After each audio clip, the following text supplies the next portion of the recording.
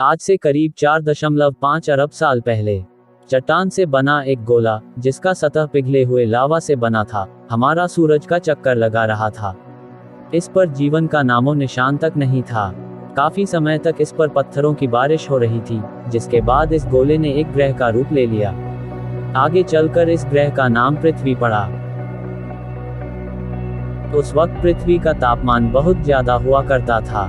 कुछ समय बाद पृथ्वी ठंडा होने लगा और इस पर एक ठोस सतह का निर्माण होने लगा। करीब 4 अरब साल पहले पृथ्वी पर फिर से उल्कापिंडों की बारिश होने लगी। इसको हम लेट हैवी बम्बार्डमेंट के नाम से जानते हैं, और यही वो समय था जिसके बाद से पृथ्वी बदलने वाला था। इस समय में रोज कई हजारों उल्कापिंड पृथ्वी से टकराती थी, पर ये उल्कापिंड अपने साथ जमी हुई बर्फ के क्रिस्टल्स लेकर आई थी, जिसकी वजह से हमारे धरती पर समुद्र का निर्माण हुआ, और साथ ही धरती के वातावरण में नाइट्रोजन गैस भी लेकर आया। पर धरती का एटमॉस्फेयर अब भी जहरीले गैस से भरा पड़ा था, जिससे धरती अब तक रहने लायक नहीं बना था। करीब 3.9 अरब साल पहले धरती पर फिर से उल्कापिंडों की बारिश होने लगी। अब की बार ये उल्कापिंड अपने साथ ढेर सारा मिनरल्स, कार्बन, प्रोटीन और अमीनो एसिड लेकर आए थे, जिसकी वजह से धरती पर जीवन संभव हो पाया। ये उल्कापिंड कार्बन, प्रोटीन और अमीनो एसिड को अपने साथ समुद्र की गहराई तक ले गए। समुद्र की गहराई में प्राकृतिक चिमनी मौजूद थे, जिसकी वजह से सूरज की रोशनी इतनी गहराई में ना पहुंच पाने के बावजूद समुद्र गर्म रहता था। यहीं पर सभी केमिकल्स और मिनरल्स ने आपस में रिएक्ट करके पहला लिविंग सेल को जन्म दिया।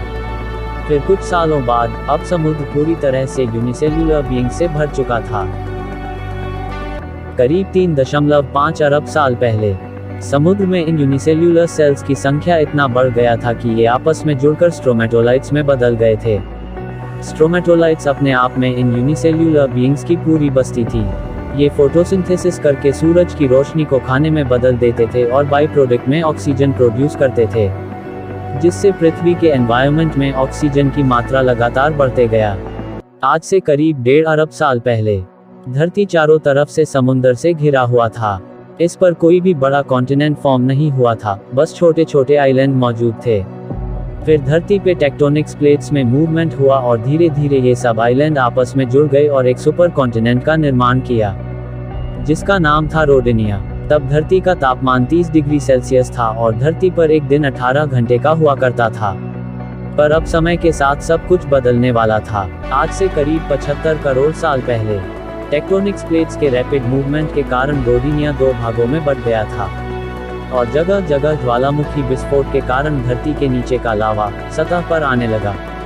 इन विस्फोट के कारण धरती पे कार्बन डाइऑक्साइड की मात्रा काफी बढ़ गई और पूरी धरती कार्बन डाइऑक्साइड के काले बादलों के पीछे ढक गई। इन घने काले बादलों के कारण सूरज की रोशनी धरती तक पहुंच नहीं पाती थी, जिससे धरती का तापमान तेजी से घटने लगा और धरती पर पहला और सबसे लंबा आइस एज की शुरुआत हुई।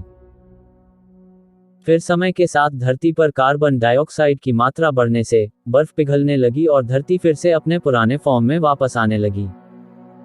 आज से करीब 54 करोड़ साल पहले धरती का सारा बर्फ पिघल चुका था। अब समुद्र के नीचे जाने पर हमें एक अलग ही दुनिया देखने को मिला। अब यहाँ वो एक कोशिकीय जीव कई दूसरे फॉर्म में विकसित हो चुके थे। यहाँ अनेक समुद्री पौधे और कई जीव पनप रहे थे। आज से करीब 46 करोड़ साल पहले धरती का सुपरकॉन्टिनेंट अब और भी कई हिस्सों में बढ़ गया था, पर अब भी यहाँ जमीनी जीव नहीं थे और ना ही पेड़ पौधे थे। वहीं पर हमारे एटमॉस्फेयर में ओजोन लेयर का फॉर्मेशन हो रहा था। एटमॉस्फेयर का ऑक्सीजन सूरज का अल्ट्रावायलेट रेडिएशन को सोख कर ओजोन लेयर का फॉर्मेशन कर रहा था, जो हमें आज भी सूरज के रेडिएशन से बचा कर रखता है।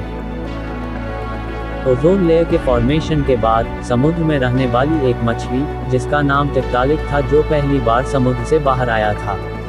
इसने अपने फिन्स का इस्तेमाल पैरों की तरह किया और समय के साथ ये लंबे समय तक जमीन पर रहने लगा।